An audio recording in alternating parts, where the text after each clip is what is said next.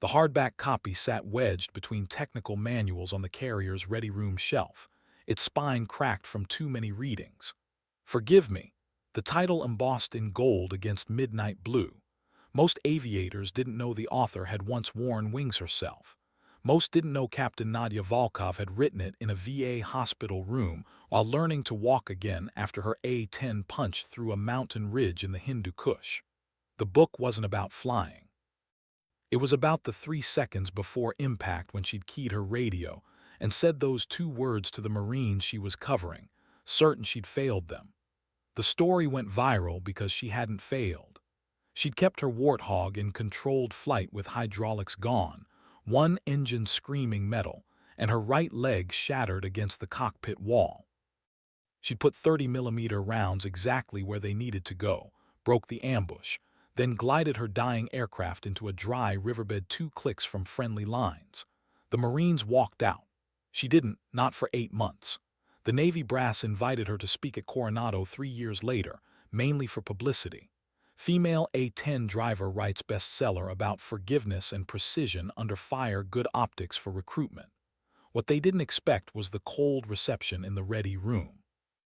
Carrier aviators flew clean, fast jets with beyond visual range missiles and air-conditioned cockpits. The A-10 was ugly, slow, and brutally simple. Its pilots were Air Force, not Navy.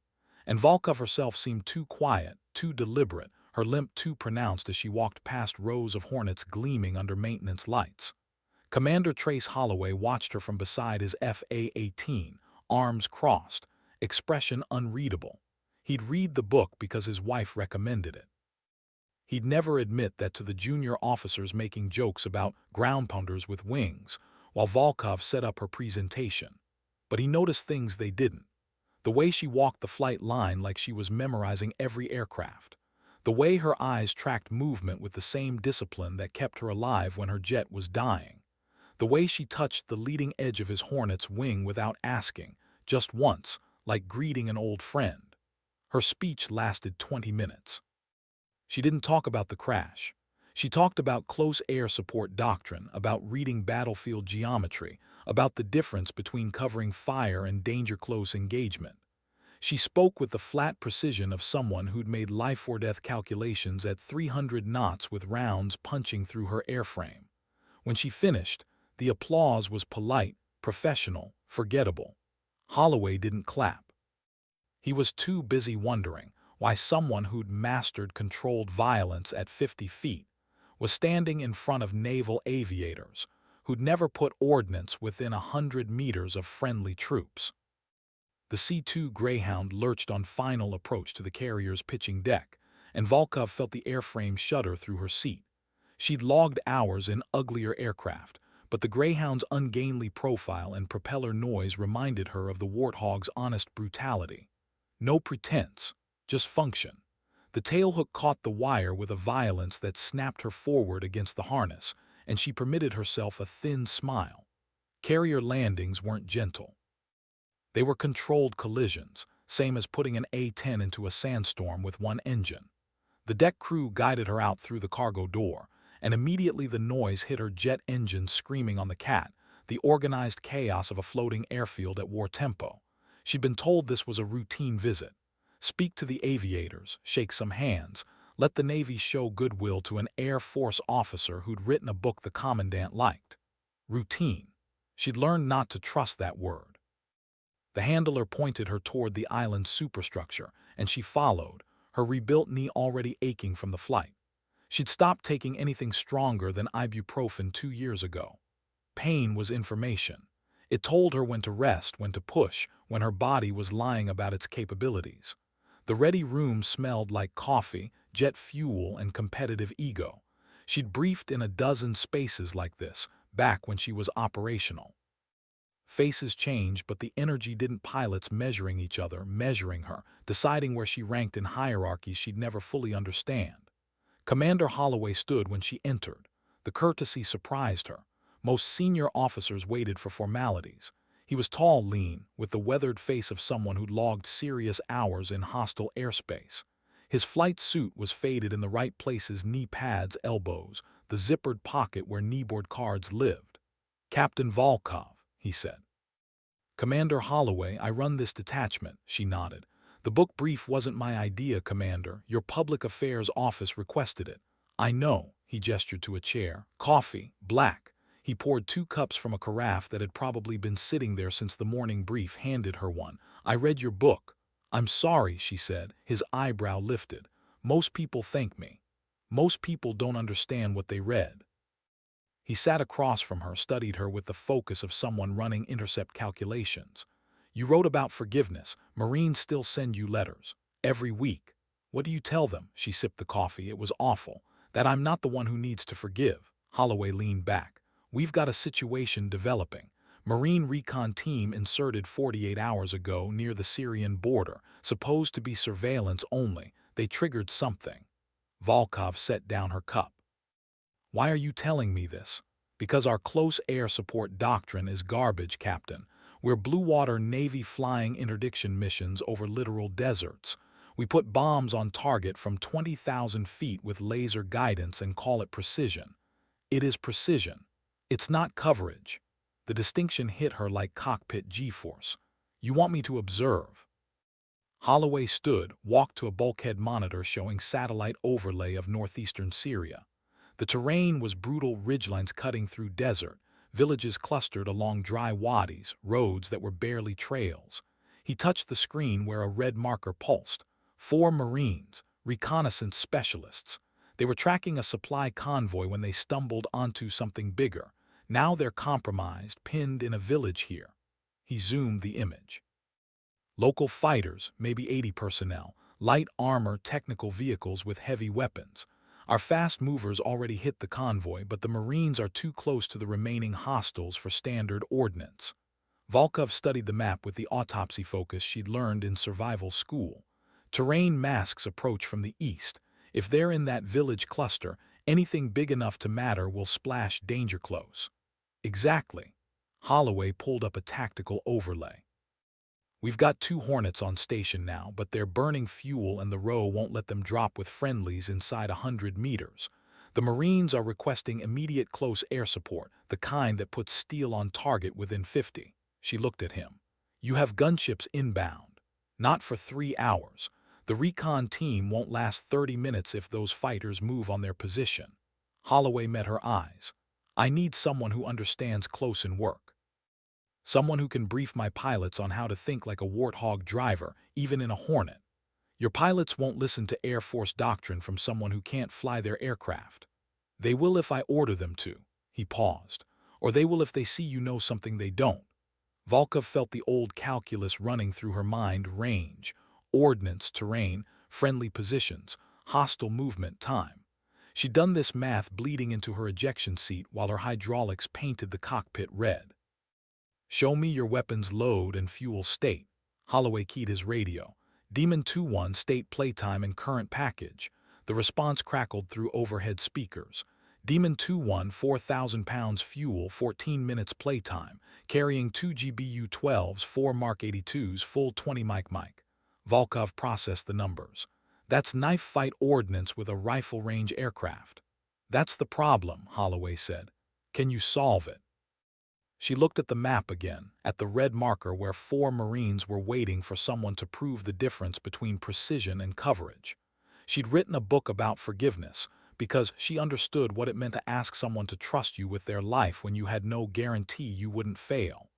Get me a headset, she said, and pull your doctrine manuals on danger close engagement. I need to see what you're teaching them wrong. The tactical frequency hummed with the controlled tension of aircraft holding station over hostile territory. Volkov settled the headset over her ears and keyed into the exchange between Demon 2-1 and the forward air controller embedded with the recon team.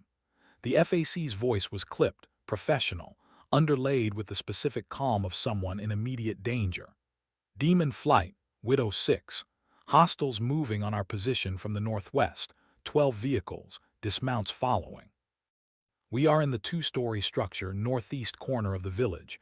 Request immediate suppression western approach.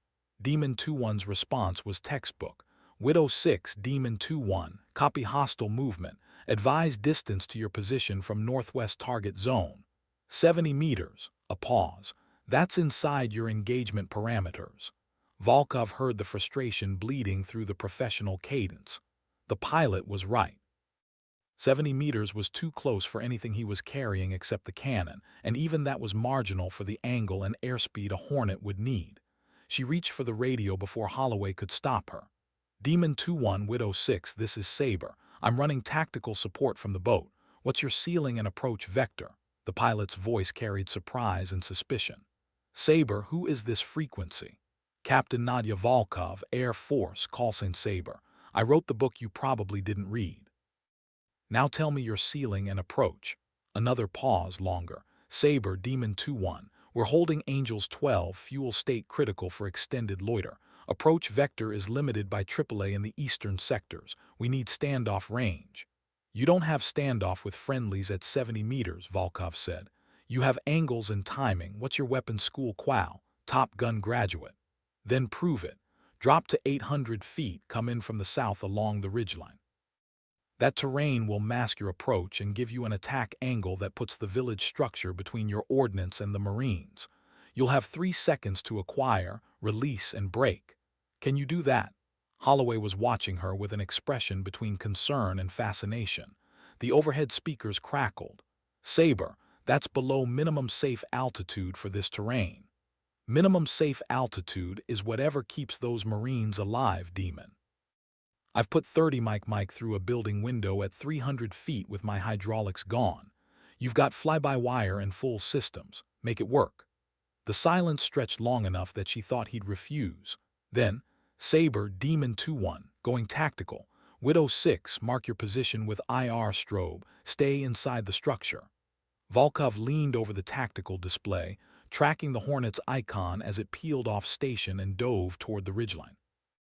The A-18's profile appeared on the monitor as a clean delta, dropping through altitude markers with the aggressive confidence of a pilot who'd just been challenged and accepted. Volkov watched the numbers scroll: altitude, airspeed, bearing. Demon 2-1 was running the approach exactly as she described, using the ridge to hide his descent, setting up for a weapons release that would require precision she wasn't sure any carrier pilot had practiced. Beside her, Holloway was silent, but his jaw was tight. He just let an Air Force captain dictate tactics to his squadron over an open channel. If this went wrong, it would end both their careers. Widow 6, Demon 2-1, 30 seconds. Confirm IR strobe visibility. The FAC's response was immediate. Strobe confirmed, we are marked. Hostiles at the compound entrance 50 meters and closing. Volkov keyed her mic. Demon, your release point is the southern edge of the village. That puts the mosque between you and the Marines. Target the courtyard structure west of the mosque. Hostiles will be staging there for their assault. Sabre, that's too close. Fratricide risk. The fratricide risk is you missing, she cut him off. You're running a single-pass attack below safe altitude because that's the only angle that works. Trust your weapons school training, trust your jet, and trust that I wouldn't put those Marines at risk if I thought you couldn't make this shot. The frequency went quiet. She could hear her own breathing, the hum of electronics, the distant rumble of the carrier's systems. Holloway leaned close. You just bet 4 lives on a pilot you've never flown with.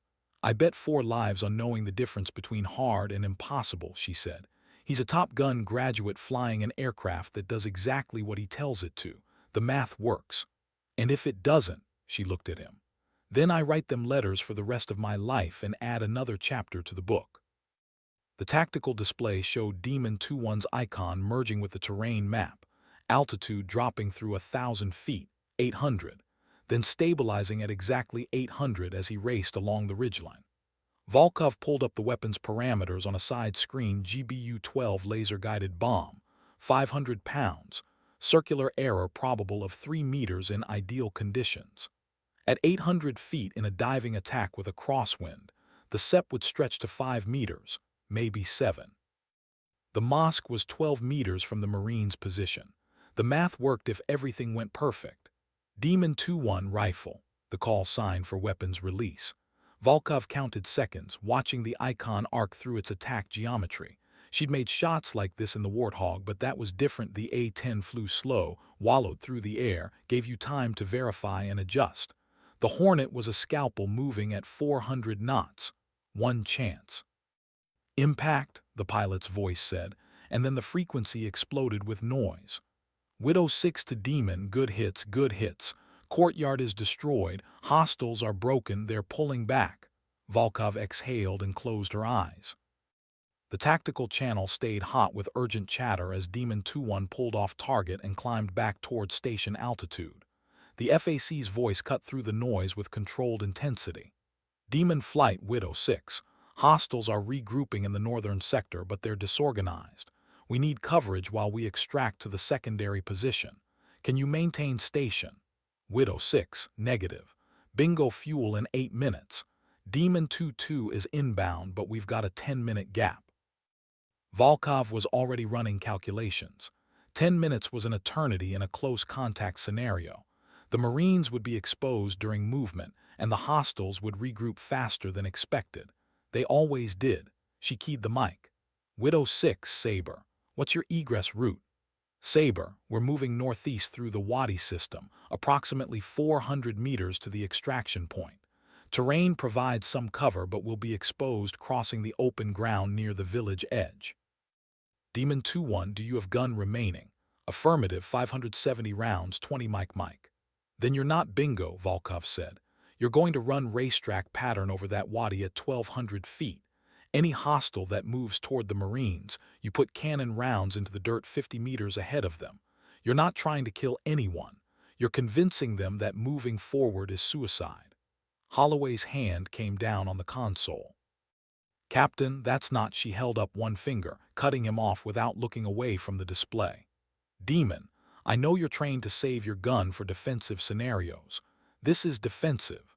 You're defending 4 Marines who trusted you enough to mark their position and stay inside a building while you dropped ordnance 70 meters from their heads. You owe them 8 minutes of psychological warfare. The pilot's response came after a beat. Sabre, you're asking me to run low-altitude patterns over active hostiles with no wingman and minimal fuel. I'm asking you to do what attack pilots do when people are dying and the math says you can make a difference.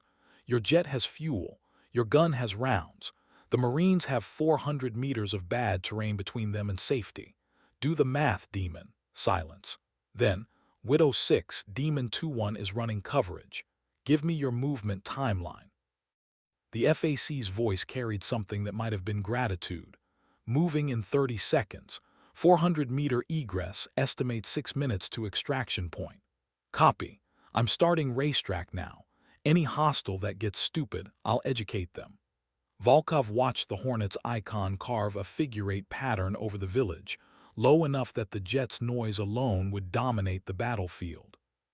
She'd used the same tactic in the Warthog presence as a weapon, the sound of an aircraft overhead changing enemy decision-making. Holloway moved beside her, his voice low. You just convinced one of my pilots to extend past bingo fuel over hostile territory.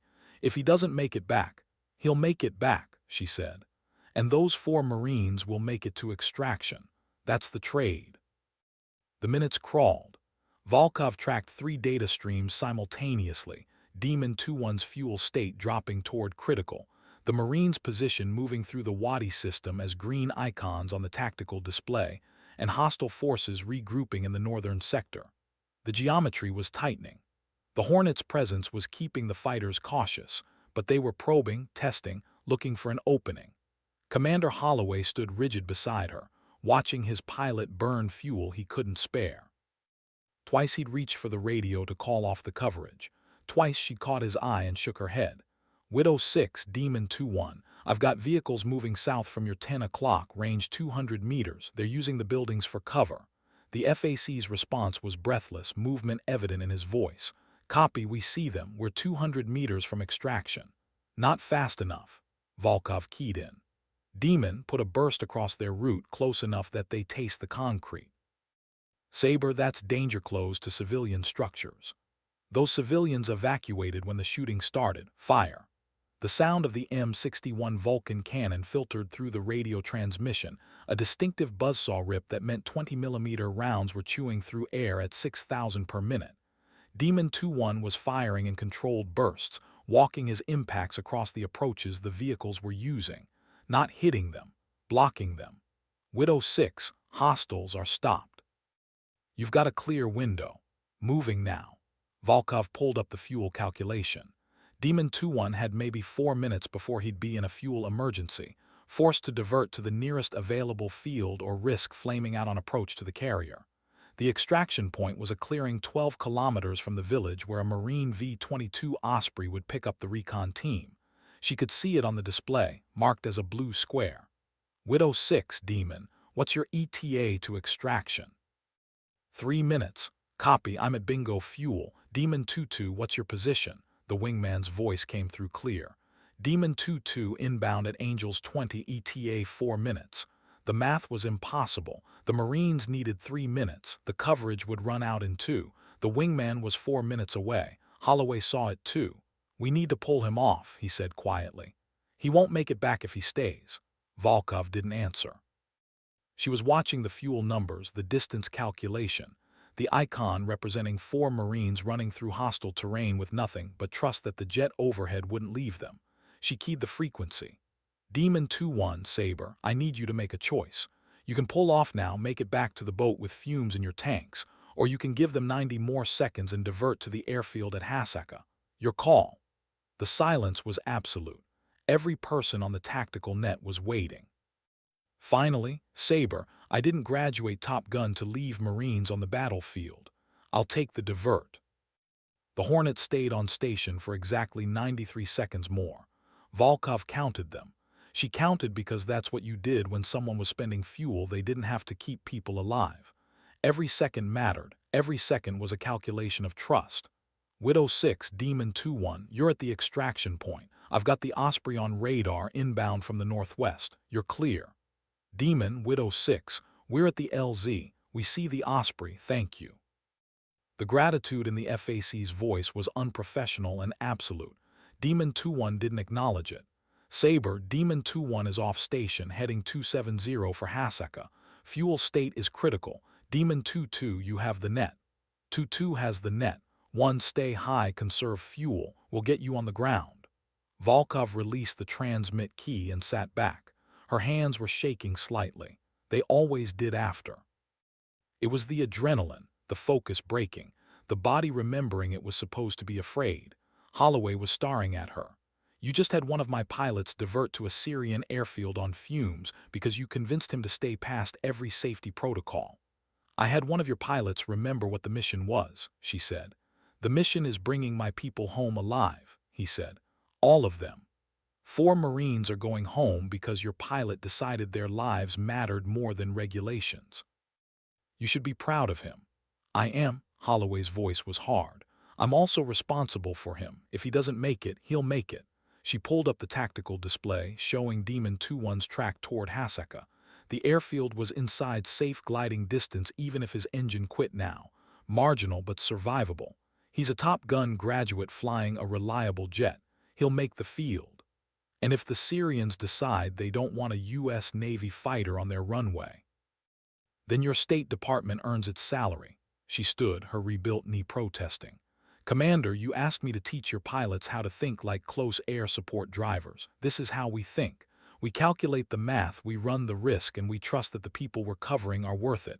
Your pilot just proved he understands that. Holloway was quiet for a long moment. Then he keyed his radio. Demon 2-1, this is Holloway. You made the right call. Get on the ground safe and we'll bring you home. The response came through thin with distance. Copy, boss, thanks for the trust. Volkov walked toward the hatch, needing air, needing space. Holloway's voice stopped her. Captain, that thing you do, where you calculate impossible math and make it work, is that something you can teach, or is it just you? She looked back at him. It's not me, Commander. It's just understanding that sometimes the only way forward is accepting that failure isn't an option. Your pilots can learn that, but first you have to stop protecting them from the missions that teach it.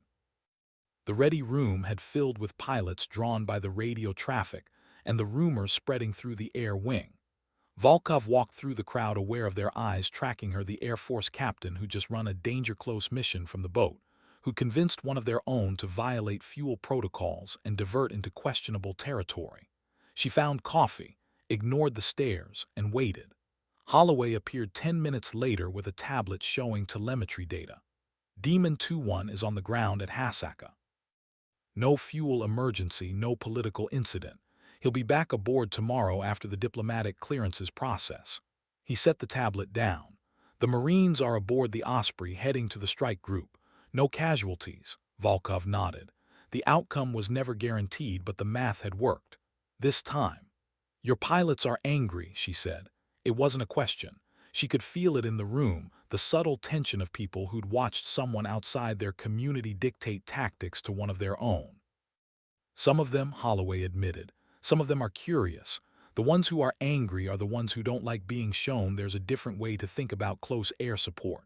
Are you angry? He considered the question. I'm conflicted. You took operational control of my detachment without authorization. You put one of my pilots at risk. You violated about 6 different doctrinal protocols. But the Marines are alive. Yes. He sat down across from her. And my pilot just learned more about close air support in 15 minutes than he would have in 6 months of training flights, so I'm conflicted. A young lieutenant approached, flight suit crisp, patches bright, too new to hide his curiosity behind professional distance. Captain Volkov, I'm Lieutenant Marcus Webb. I read your book in the academy. Volkov looked up. Then you know it's not a flying manual. No, ma'am, it's about making decisions when all the options are bad. He hesitated. Can I ask what you were thinking when you told Demon 2-1 to extend past bingo? I was thinking that bingo fuel is a number on a gauge, and 4 Marines were real people who needed someone to choose them over a number. She paused. What would you have done? Webb's jaw tight. I would have followed protocol and pulled off station. Why? Because that's what we're trained to do. Bingo fuel means you don't have enough gas to make it home safe. You leave. And the Marines? They're someone else's problem. Volkov stood, her knee aching but her voice steady. Then I hope you never have to write the letters explaining why numbers mattered more than people. Because I've written those letters, Lieutenant, and they never get easier. She walked out before he could respond. Behind her, the ready room stayed quiet. Volkov found herself on the flight deck as the sun dropped toward the horizon, painting the carrier's wake in copper and blood. The deck crew moved around her with practiced choreography, respotting aircraft for the next launch cycle, running fuel lines, loading ordnance. She stood near the island's superstructure, out of the way, watching an A-10 get pulled into position on the catapult. The jet's wings were folded, its profile sleek and dangerous. Nothing like the Warthog's blunt functionality, but beautiful in its own way. Lethal geometry built for speed and precision. She'd never flown a Hornet, never would. Her flying days ended when her A-10 kissed that mountain and her legs shattered in places the surgeons mapped like a puzzle. But she understood these aircraft, understood the math that made them work, the physics of violence delivered at supersonic speed. A voice beside her. They call you Saber. She turned. A female pilot, maybe 30, with the weathered confidence of someone who'd earned their place through performance, not politics. Her name tag read CHEN. No, she corrected herself, reading more carefully REYES. Her call sign patch showed a stylized hawk. They do, Volkov said. Why? Because when I flew close air support, I tried to be precise, surgical. A weapon that cuts exactly where needed, nothing wasted. She paused. It was aspirational. Most days I was just trying not to die while putting ordnance on target. Reyes smiled slightly. Lieutenant Commander Sophia Reyes, they call me Hawkeye, also aspirational. She gestured at the Hornet being positioned. That's my jet. I was Demon 2-2 today. Volkov studied her. You were ready to take the net when your lead diverted, clean handoff. He trusted you, so I trusted him. Reyes leaned against the rail, watching the deck crew work. The guys in the ready room are split. Half think you're reckless. Half think you just showed them what they're supposed to be. What do you think? I think you made a pilot choose between regulations and results, and you trusted him to choose right. That takes either tremendous confidence or tremendous arrogance. Reyes looked at her. I haven't decided which. Both, probably, Volkov said. Most leadership is. A catapult fired, and the Hornet on the rail launched into the sky with violent acceleration, 0 to 150 knots in 2 seconds. The sound was overwhelming. Reyes waited for it to fade. The book you wrote, forgive me, I read it. I'm sorry. Everyone says that. Ray's turned to face her fully. Why do you apologize when people tell you they read it? Volkov watched another jet taxi toward the catapult. Because I wrote it in a hospital bed while learning to walk again, and I wrote it for myself. For the Marines who pulled me out of a wrecked cockpit and carried me through hostile territory while taking fire. It was never meant to be bestseller or a career move. It was just necessary. And now people read it and think they know me. Reyes was quiet for a moment, then spoke carefully. The last chapter, where you described the 3 seconds between knowing you were going to crash and actually hitting the ground. You wrote that time expanded, that you could see every detail, the instruments failing, the mountain ridge filling your canopy, the radio microphone cold against your lips. You said you keyed the mic and said, "Forgive me," because you thought you'd failed the Marines. I did fail them, Volkov said. You killed 12 hostiles with 1 engine and no hydraulics, then glided a dead aircraft into a riverbed instead of ejecting over hostile territory. The after-action report called it the finest display of combat airmanship in a decade. The after-action report didn't have to live with knowing I asked men to trust me, and then almost got them killed because I flew too low, too committed. Volkov's voice was flat. I succeeded by accident. The hydraulics should have failed catastrophically when the mountain clipped my wing. The engine should have quit when it ingested debris. I should have been dead and the Marines should have been overrun. I got lucky. Reyes shook her head. That's not what I read. I read about someone who calculated that putting herself between the enemy and the people she was protecting was the only math that worked. You stayed in the fight when you had every reason to run. That's not luck. That's choice. A choice that shattered my leg in 4 places and ended my flying career. A choice that meant 4 Marines went home to their families. Reyes paused. You wrote that book because you needed them to know you'd do it again, that you'd make the same choice even knowing the cost. That's not failure. That's the standard. Volkov turned away, looking out at the darkening water. The standard got me grounded. I can't pass a flight physical. My knee can't handle the G-forces and my reaction time is compromised by nerve damage. I write books and give speeches because it's what I can do now. It's not the same. No, Reyes agreed. It's different. You teach instead of fly. You show pilots like Demon 2-1 that there's math beyond fuel calculations and weapons parameters. You remind us why we're up there. She glanced at Volkov. That speech you gave this afternoon, half the ready room thought it was generic Air Force propaganda. The other half were taking notes. Guess which half is going to be better at close air support 6 months from now? The half that learns from actual experience, not from someone else's war stories. The half that learns there's no such thing as routine and that the difference between precision and coverage matters when people are dying. Reyes straightened. Commander Holloway wants to see you. Flag Bridge. He said it's important. Volkov followed her back inside, her knee protesting every ladder, every step. Pain was information. Right now it was telling her she'd pushed too hard today, run tactical problems she had no business running, convinced pilots she barely knew to trust her judgment in life-or-death scenarios. Behind them, another Hornet launched into the twilight, afterburners painting the sky. The Flag Bridge was quieter than the ready room, insulated from the deck's chaos by rank and purpose. Holloway stood with 2 other officers. Volkov didn't recognize a Navy captain with aviator wings and ribbons, suggesting someone who'd spent serious time in contested airspace, and a Marine colonel whose presence made immediate sense. Marines didn't visit carriers unless it involved their people on the ground. Holloway made introductions.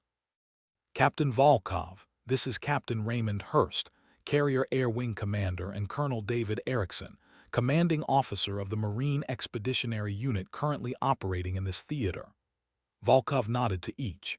Erickson spoke first, his voice carrying the gravel of someone who'd spent too many years yelling over helicopter noise. Captain, I just spoke with Gunnery Sergeant Torres, the FAC from Widow 6. He asked me to relay his personal thanks for the tactical support that kept his team alive today. Thank your aviators, Colonel. I just helped with the math. The math, Hurst interrupted, that convinced one of my pilots to violate fuel protocols, extend past Bingo State, and divert to a Syrian airfield without proper authorization. His tone wasn't hostile, but it wasn't warm. Commander Holloway has briefed me on the tactical situation. I understand why the decisions were made. But I need to understand the command structure that allowed an Air Force officer to direct my aircraft in combat operations. Volkov met his eyes. I didn't direct anything, Captain. I made suggestions based on experience with danger-close scenarios. Your pilot made his own decisions. Suggestions that he followed because you spoke with authority in a crisis situation. Hurst pulled up a tablet showing the tactical timeline. You essentially ran close air support coordination from the carrier, while our pilots executed based on your guidance. That's outside our normal chain of command. Your normal chain of command doesn't include Air Force personnel who have logged 300 combat hours doing exactly what your pilots needed to do today, Volkov said. I wasn't trying to bypass authority. I was trying to keep Marines alive using knowledge your people don't train for. Erickson's expression shifted slightly. Captain Hurst, I understand your concerns about command structure, but from where I'm standing, an Air Force officer with close air support experience just prevented 4 of my Marines from becoming casualties. The method matters less than the outcome. The method matters when it creates precedent, Hurst said. If we allow tactical decisions to be made by whoever has the most compelling voice on the radio, we lose discipline. Holloway spoke carefully. Sir, I take responsibility for bringing Captain Volkov into the tactical net. She was here to brief on close air support doctrine, and when the situation developed, I made the decision to utilize her experience. Why? Hurst asked. Because our doctrine is inadequate for the mission, sir. We're flying high-speed aircraft in low-intensity conflicts where the enemy is mixed with civilians and our forces are operating at close quarters. We train for interdiction and air superiority. Captain Volkov trains pilots to put ordnance within 50 meters of friendly forces. Hurst set down the tablet. Commander, I appreciate the honest assessment, but doctrine exists for reasons. We don't train close air support the way the Air Force does because we have different mission profiles, different aircraft, different operational requirements. And when those operational requirements include saving Marines under fire, Volkov asked quietly, do the differences still matter more than the mission? The flag bridge went silent. Outside the windows, the flight deck showed organized chaos as aircraft cycled through launch and recovery operations. Finally, Erickson spoke. Captain Hurst, I'm not a naval aviator, so maybe my perspective is limited. But I've spent 20 years putting Marines on hostile ground and trying to keep them alive long enough to complete their missions. Today, 4 of my people were in a situation that your standard doctrine couldn't solve. An Air Force captain suggested an approach that worked. I'm less concerned about command structure than I am about results. Hurst's jaw tightened. Colonel, I respect your position, but my responsibility is to the entire air wing, not just one successful engagement. If I endorse freelance tactical decisions made outside the chain of command, I create risk across every mission we fly.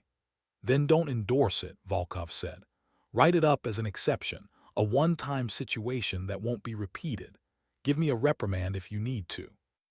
But don't pretend that 4 lives aren't worth questioning whether your doctrine is adequate for the wars you're actually fighting. Hurst studied her for a long moment. You're remarkably cavalier about your career, Captain. I already lost my flying career, sir. Everything after that is borrowed time. I'm less concerned about my record than about whether the people who trusted me today go home alive. She paused. Your pilot trusted me. The Marines trusted your pilot. The trust worked. That should mean something. It does, Hurst admitted. It means I need to figure out whether what happened today was brilliant improvisation or dangerous precedent. He turned to Holloway.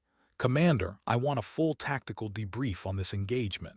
I want to understand exactly what decisions were made, why, and what the alternatives were. And I want recommendations on whether our close air support doctrine needs revision. Holloway nodded. Yes, sir. Captain Volkov, Hurst continued, you'll participate in that debrief. If we're going to learn from this, we need your perspective. Understood. Erickson stepped forward. Captain Hurst, one more thing. Gunnery Sergeant Torres asked if Captain Volkov would be willing to brief our forward air controllers on the techniques that kept his team alive.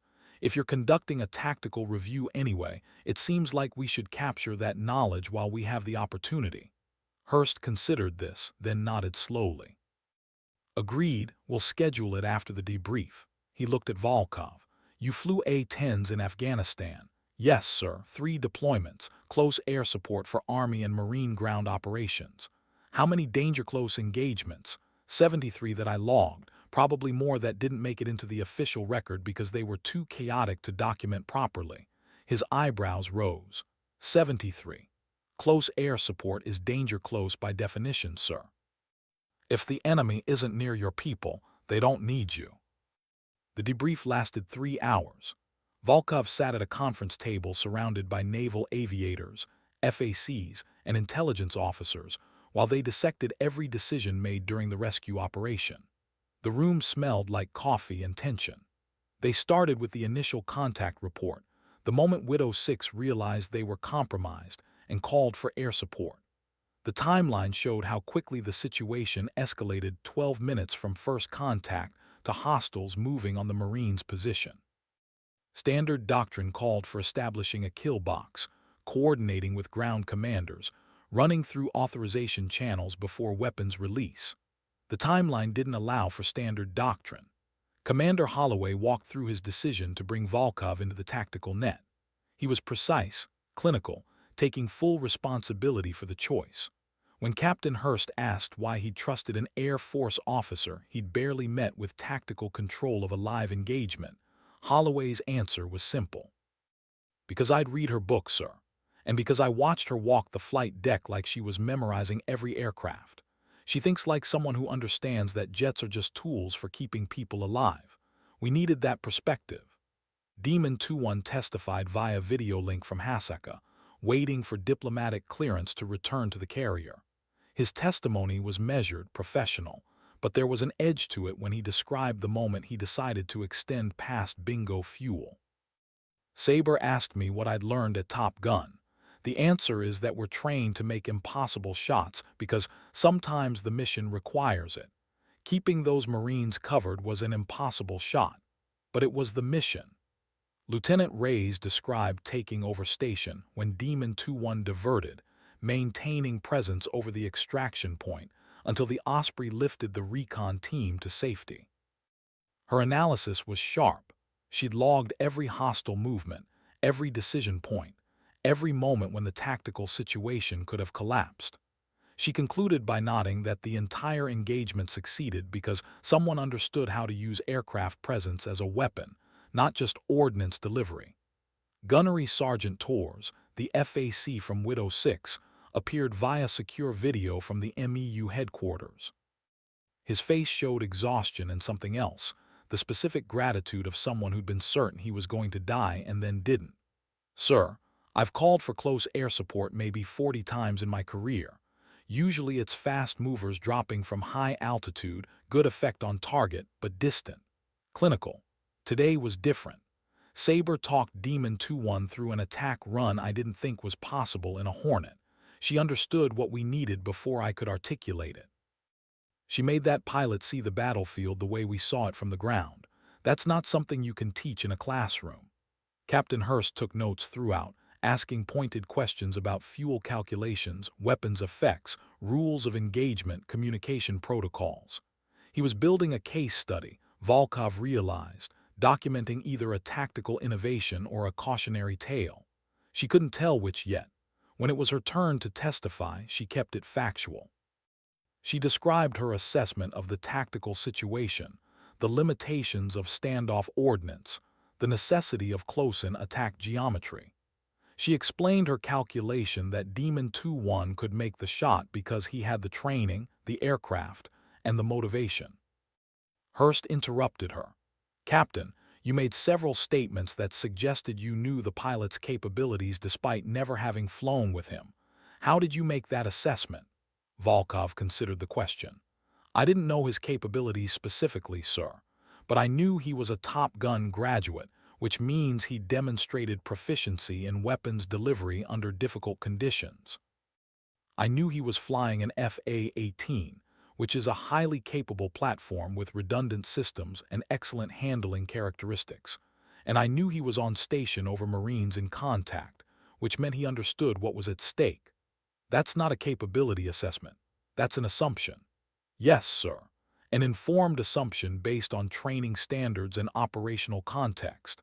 The same kind of assumption I made every time I rolled in on a target with friendlies nearby. You trust the training, the aircraft, and the people you're covering. If you wait for certainty, people die. And if your assumption had been wrong, Volkov met his eyes, then I would have been responsible for the outcome, sir. Same as I was responsible when my assumptions were right and those Marines went home. Hurst leaned back. You wrote in your book that forgiveness was about accepting that you did your best with the information available and living with the consequences. Is that what you were doing today? Asking for forgiveness in advance? No, sir. I was doing my best to make sure no one needed to ask for forgiveness.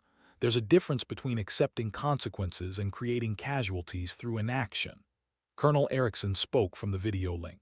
Captain Hurst, I've been listening to this debrief for 3 hours, and I keep coming back to the same conclusion. We had a tactical problem that our standard doctrine couldn't solve. An experienced officer provided an alternative approach that worked. We can debate command structure and protocol all day, but the bottom line is that 4 Marines are alive who would likely be dead otherwise. From the Marine Corps perspective, that's a successful operation. Hurst nodded slowly. I agree, Colonel, but my responsibility is to determine whether this success is repeatable or whether it was a fortunate anomaly. He looked around the table. Here's my assessment. Captain Volkov's tactical guidance was sound.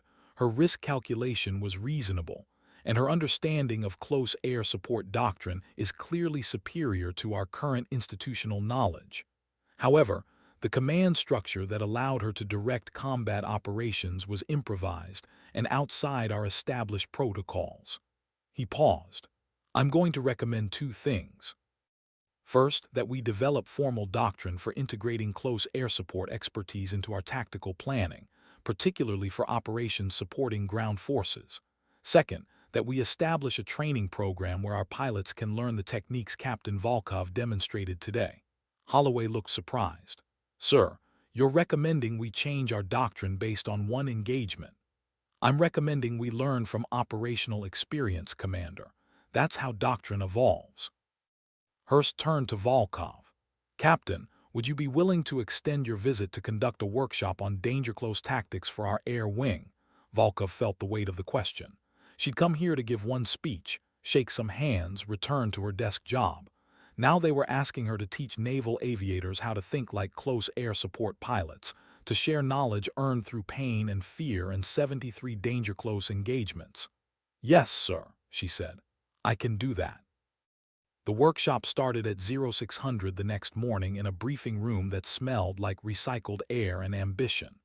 Volkov stood in front of 28 naval aviators, most of them skeptical, a few curious, all of them wondering what an Air Force captain could teach them about flying their own aircraft. She'd spent the night preparing, reviewing her notes from Afghanistan, from dozens of missions where success and failure measured in meters and seconds. She started with a question. Who here has dropped ordnance within 100 meters of friendly forces? 4 hands went up. 50 meters. 1 hand remained, belonging to Lieutenant Reyes. 20 meters. Reyes' hand stayed up. Volkov nodded to her. Tell them what that feels like. Reyes stood, her expression thoughtful. It feels like you're trying to perform surgery with a chainsaw. Every variable matters: wind, altitude, airspeed, target elevation, weapons ballistics. You're calculating angles that have no margin for error because if you're wrong, you kill the people you're trying to save. How do you handle that pressure? Volkov asked. You trust your training, you trust your jet, and you accept that sometimes the only way to save lives is to risk them. Volkov turned back to the room. That's the foundation of close air support. You're not trying to destroy the enemy from safety. You're trying to protect your people while destroying the enemy, and those 2 objectives are often in direct conflict. Your instinct is to stay far enough away that mistakes don't matter. Close air support requires you to get close enough that mistakes are catastrophic, and then not make mistakes. She pulled up a tactical image on the screen. The village from yesterday's operation, marked with the Marines' position, the hostile locations, the attack geometry Demon 2-1 had used. Let's walk through this engagement. Demon 2-1, you're on the link from Hasaka. Talk me through your decision-making. The pilot's voice came through the speakers, stronger now, more confident. When Saber first suggested the low-altitude approach, my immediate reaction was negative. We're trained to maintain safe separation from terrain and targets. 800 feet over hostile territory with AAA in the area violated every risk management protocol I know. But you did it anyway, Volkov said. Why? Because the alternative was watching 4 Marines die while I sat at altitude following protocols. He paused. And because Saber made me understand that the protocols were designed for different problems. High-altitude interdiction against fixed targets with no friendlies nearby. This wasn't that. This was a knife fight. Volkov nodded. Exactly. Doctrine is a tool, not a religion. You follow it when it solves your problem. You adapt it when your problem is different. Yesterday's problem was that friendlies and hostiles were mixed at close quarters in complex terrain. Standard doctrine says you can't engage effectively. Close air support doctrine says you engage by changing your geometry until the problem is solvable. A pilot in the back raised his hand. Ma'am, with respect, we train for this. We run close air support exercises regularly. Against what kind of targets? Volkov asked. Marked positions in clear terrain, usually. Volkov pulled up another image, this one from Afghanistan, a valley floor with a village cluster, terrain rising steeply on 3 sides, friendlies marked with IR strobes inside one compound. This was my 3rd deployment. Army Rangers had been ambushed during a raid on a Taliban leadership target. They were pinned inside a compound with hostiles in the surrounding buildings, 30 to 40 meters separation. I was on station in an A-10 with my wingman, and the FAC was asking for immediate suppression. She zoomed the image. Standard close air support doctrine said I should use my cannon, make strafing runs parallel to the friendly position to minimize fratricide risk. But the terrain didn't allow parallel runs. The mountains forced an attack axis that put me on a line between the Rangers and the enemy. So I had to choose, follow doctrine and be ineffective, or adapt and risk everything. What did you do? Lieutenant Webb asked. Volkov remembered it with crystal clarity, the feel of the stick in her hand, the G-force pulling at her as she dove through defensive fire, the way her targeting reticle danced across buildings filled with people trying to kill Americans. I came in perpendicular to the standard attack axis, low and fast, used the compound wall as a reference point. I put cannon rounds into the 2nd-story windows of the building where the heaviest fire was coming from, 60 meters from the Rangers' position. Then I broke hard left and egressed over the mountains while my wingman rolled in on the same axis. She paused. The Rangers walked out. We'd killed 11 hostiles without hitting a single friendly, but the after-action review flagged my attack geometry as non-standard and potentially dangerous. Were they wrong? Reyes asked. No, it was dangerous. It was also the only thing that would work. That's the lesson. Close air support isn't about safe tactics. It's about effective tactics that you execute so precisely that danger becomes irrelevant. She advanced to the next slide, showing weapons effects diagrams. Let's talk about ordnance selection. Demon 2-1 used a GBU-12 yesterday, 500 pounds. Why not a smaller weapon? Why not just the cannon? The pilot answered from the speakers. The cannon would have required multiple passes to achieve the suppression effect, and I didn't have the fuel for that. The GBU gave me single-pass target destruction with acceptable collateral damage radius. What was the collateral damage radius for a 500-pound bomb in that terrain? Approximately 60 meters for fragmentation, higher for blast overpressure depending on building construction. And the Marines were 70 meters away, Volkov said. So you calculated that the building structure and terrain would absorb enough of the blast effect to protect them. That's solid math, but it's also a bet you made in about 3 seconds while flying an attack profile you'd probably never practiced. How did you have confidence in that calculation? Silence. Then, I didn't have confidence, ma'am. I had necessity. And I trusted that the people who designed the weapon and the people who taught me how to employ it knew what they were doing. That's honest, Volkov said. And that's the reality of close air support.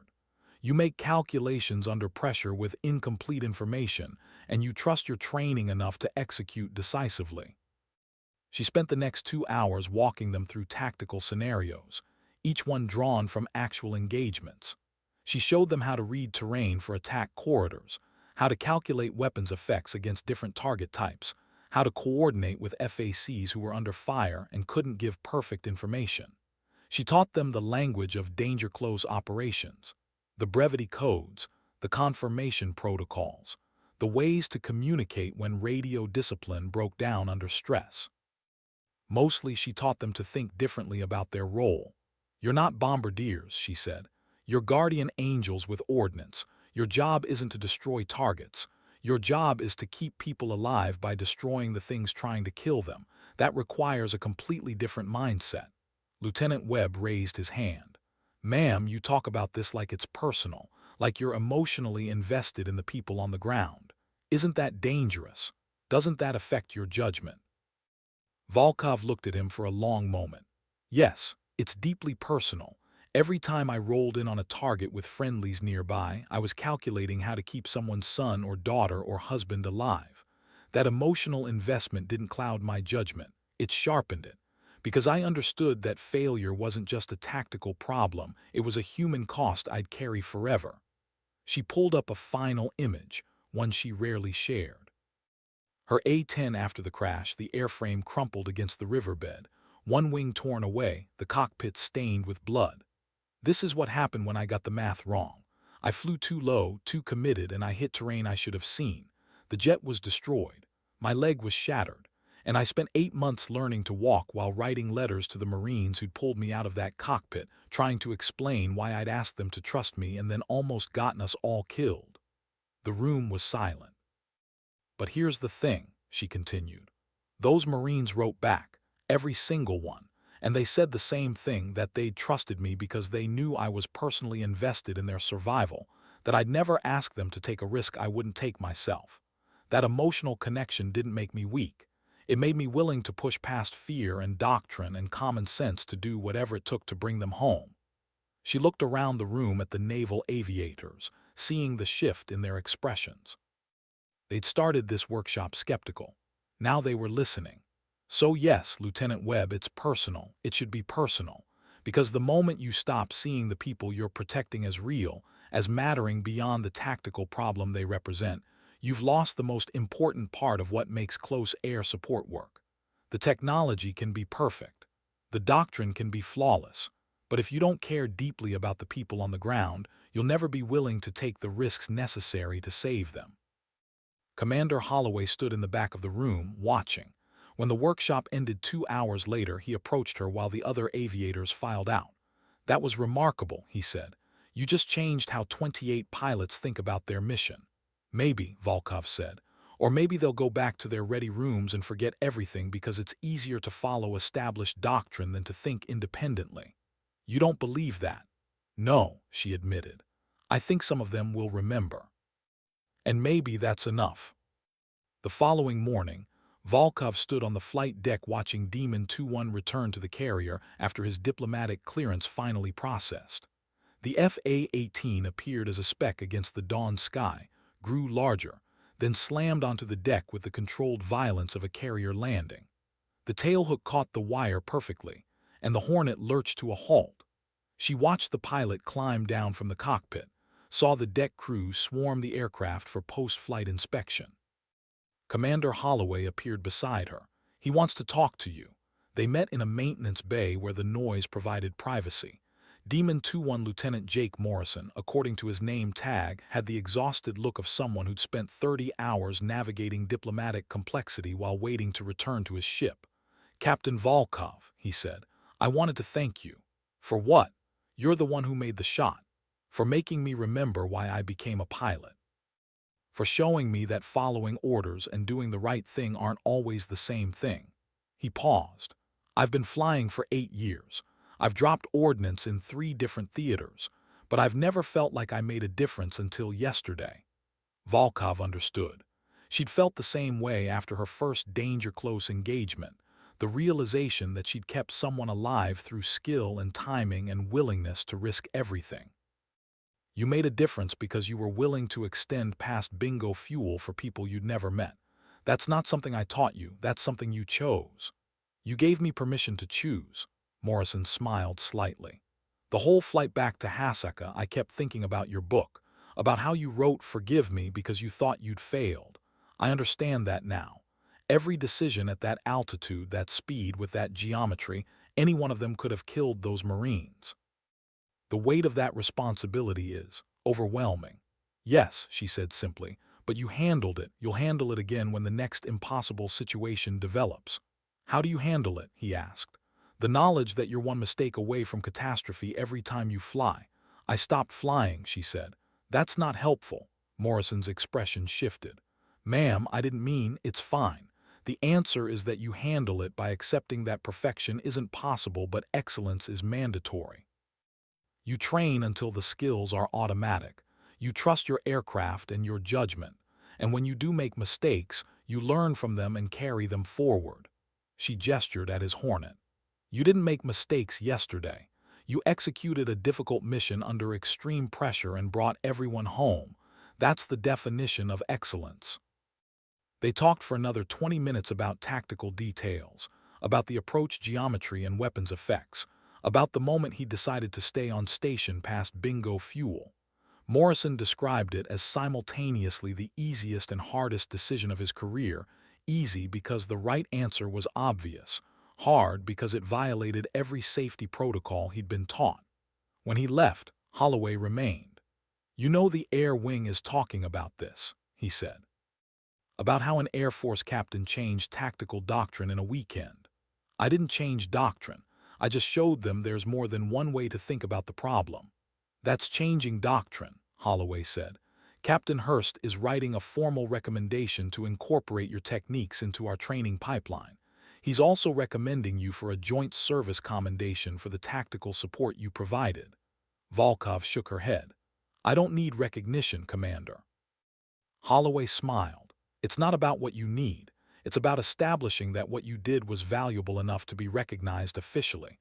That creates institutional memory. It ensures that when you leave, the knowledge stays. He had a point. Awards and commendations were how the military documented lessons learned, how temporary innovations became permanent doctrine. Fine, she said, but the commendation should include Demon 2-1. He's the one who executed. Already included. Along with Demon 2-2 for maintaining station coverage during the extraction. Holloway pulled out a tablet. I have something else to show you, messages from the Marine detachment. He opened a file containing dozens of emails and letters, all addressed to Captain Volkov from Marines across the expeditionary unit. They were handwritten, typed, formal, informal, all saying essentially the same thing. Thank you for understanding what we needed. Thank you for teaching the aviators to see the battlefield from our perspective. Thank you for caring enough to take the risk. Gunnery Sergeant Torres had written the longest message, describing how his team had felt when they realized they were compromised, how the hope had drained away when the initial air support couldn't engage effectively, how the sound of Demon 2-1's jet screaming in low had changed everything. He ended with a simple paragraph. Ma'am, you wrote a book about forgiveness, about asking Marines to forgive you for asking them to trust you. But from where we stood yesterday, watching that Hornet put ordnance exactly where it needed to go while we were 70 meters away, there's nothing to forgive. You gave us back our lives. We're the ones who should be asking you for forgiveness for doubting, for not understanding that someone we'd never met could care that much about keeping us alive. Thank you. Volkov read it twice, feeling something tight in her chest. She'd written "forgive me" because she needed to process the guilt of asking people to trust her and then almost failing them. She'd never expected those people to thank her for it. They don't understand, she said quietly. Understand what? Holloway asked. That I was doing my job, that keeping them alive was the mission, not some act of heroism. Maybe they understand better than you do, he said. Maybe they understand that doing your job when the job requires risking everything is exactly what heroism is. Before she could respond, the 1MC speaker crackled to life with an announcement. Captain Volkov, report to the flag bridge. Captain Volkov, Flag Bridge. They looked at each other. Holloway shrugged. Captain Hurst probably wants to discuss the training program timeline. The Flag Bridge held more people than expected. Captain Hurst stood with Colonel Erickson via video link, along with several officers Volkov didn't recognize, one wearing Air Force blues, a brigadier general she vaguely recognized from somewhere. Hurst gestured to a chair. Captain Volkov, thank you for joining us. I believe you know Colonel Erickson. This is Brigadier General Patricia Reeves, Air Force Special Operations Command. Volkov came to attention. General. At ease, Captain. Reeves had the clipped efficiency of someone who'd spent a career in special operations. I've been reviewing the after-action reports from your impromptu tactical support mission. Impressive work. Thank you, ma'am, but the naval aviators deserve the credit. The naval aviators executed. You provided the tactical framework that made execution possible. Reeves pulled up a file on her tablet. Captain Hurst has made a compelling case that your close air support expertise is valuable enough to formalize. He's requested that you extend your visit to conduct comprehensive training for his air wing. General Reeves continued. However, I have a different proposal. AFSOC is developing a joint training program for close air support in complex environments. We're partnering with the Navy, Marines, and Army to create a standardized doctrine that works across services and platforms. We need someone who understands the tactical requirements, has operational credibility, and can teach effectively. She paused. Captain Volkov, I'm offering you a position as the lead instructor for this program. It would be a 3-year assignment at Hurlburt Field, developing curriculum and training the next generation of close air support pilots across all services. Volkov felt the weight of the offer. 3 years teaching what she knew, codifying the lessons learned through pain and experience, shaping doctrine that could save lives in future conflicts. It was exactly the kind of work that mattered.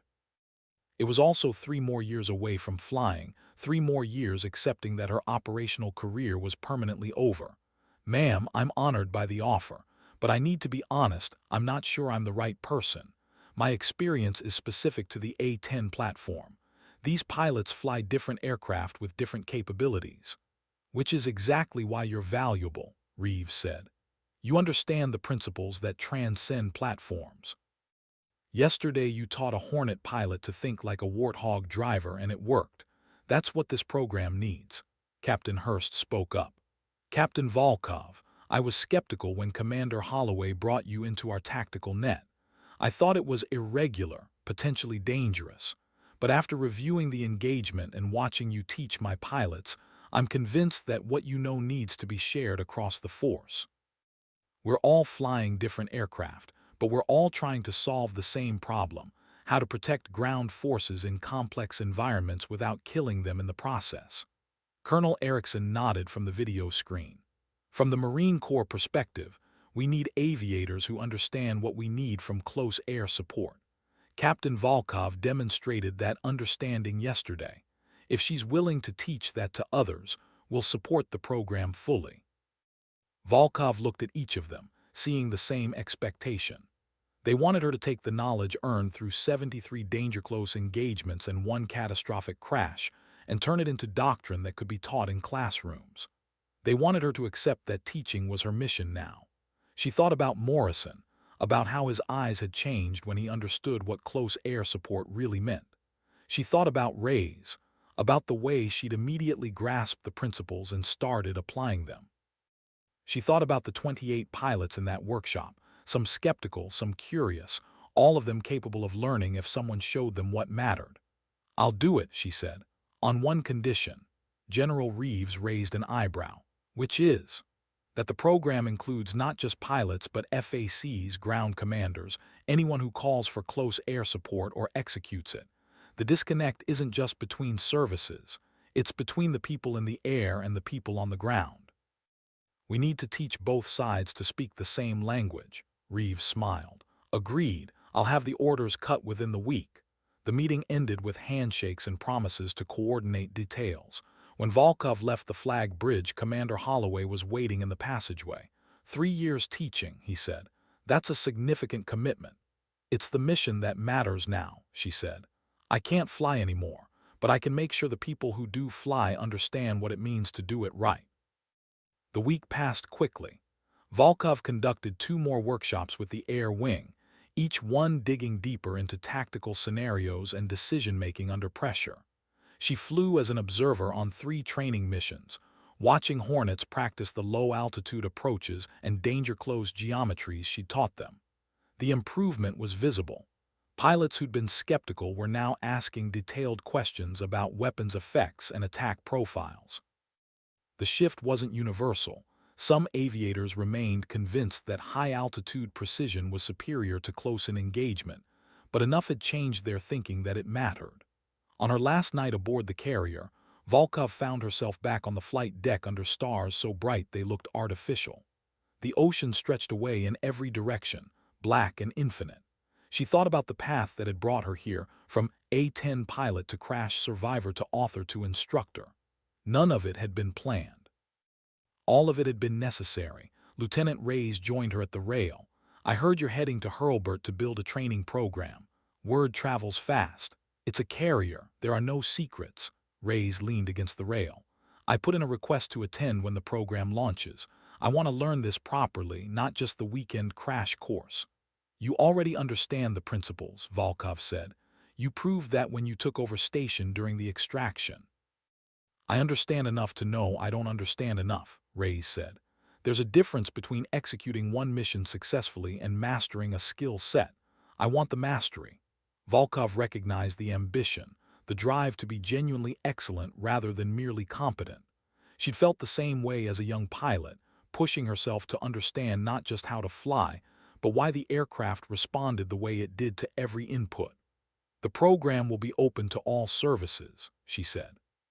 If you apply, I'll make sure you're considered seriously. Thank you. Reyes was quiet for a moment. Can I ask you something personal? You can ask, I might not answer. The crash that ended your flying career. Do you regret the decisions that led to it? Volkov considered the question. She'd asked herself the same thing hundreds of times in the hospital, during physical therapy, during the dark hours when pain made sleep impossible. I regret that I asked 4 Marines to trust me and then put them in a position where they had to rescue me. I regret that I didn't see the terrain fast enough to avoid it. I regret losing the ability to fly. She paused. But I don't regret rolling in on that target. The math said it was the only way to break the ambush. The math was right. I just executed poorly. You executed well enough that everyone lived, Reyes pointed out. That's not the standard I hold myself to. Maybe it should be. Perfect execution is impossible. Effective execution is what matters. Volkov smiled slightly. You sound like you've been reading my book. I have multiple times. Reyes looked at her directly. You wrote that forgiveness is accepting that you did your best with the information available, but you've never forgiven yourself for the crash, have you? The observation was too accurate to deflect. No, Volkov admitted. Because I know I could have done better. I could have climbed 50 feet higher. I could have checked the terrain map one more time. I could have aborted the run and found a different approach. I made choices that seemed right in the moment, and those choices ended my career. They also saved 4 lives. Both things can be true. Reyes nodded slowly. I think that's the real lesson in your book, that you can succeed and fail simultaneously. That saving lives doesn't erase the cost of how you saved them. That forgiveness isn't about absolving yourself, it's about accepting complexity. You've thought about this more than most readers, Volkov said. I've thought about it because I'm trying to figure out how to be the kind of pilot who makes hard decisions without being destroyed by them.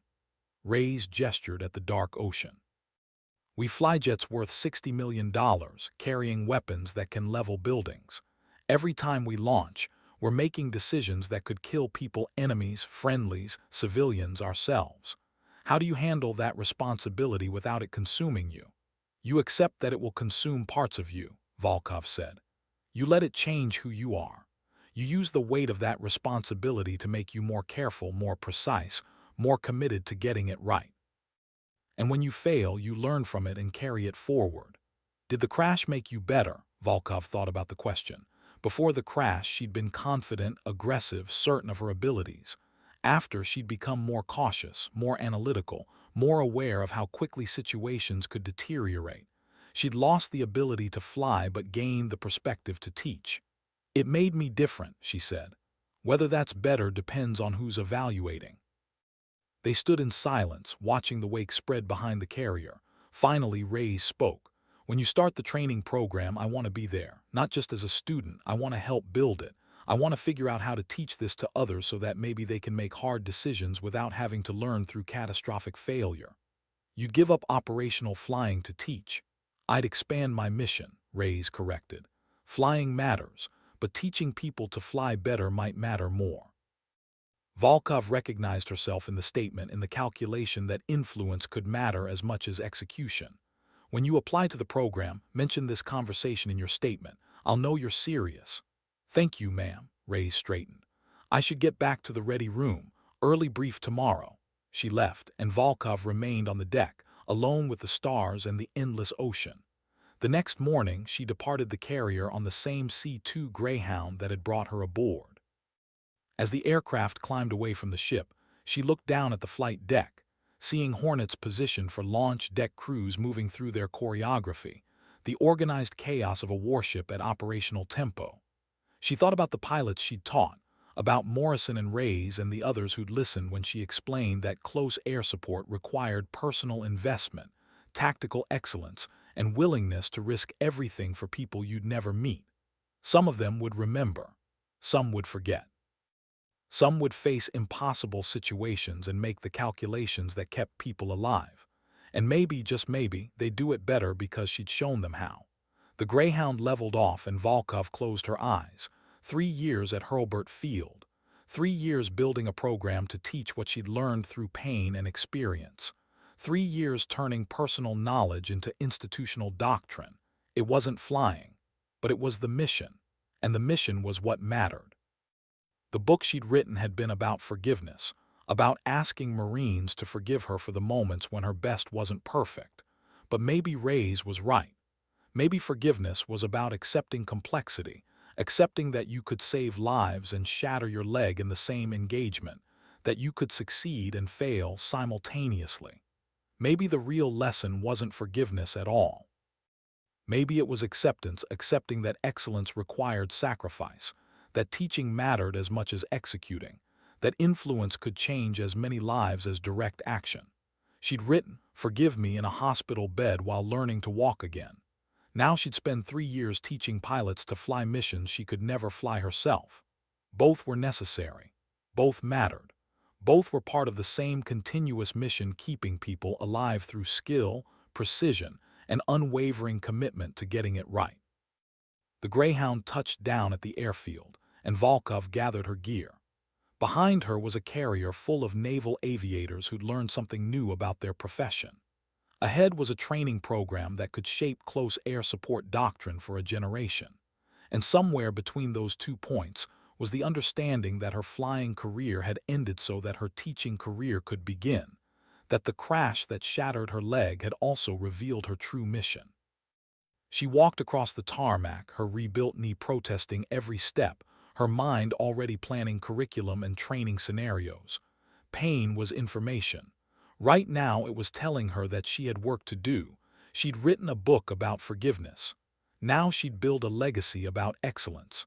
And maybe that was enough.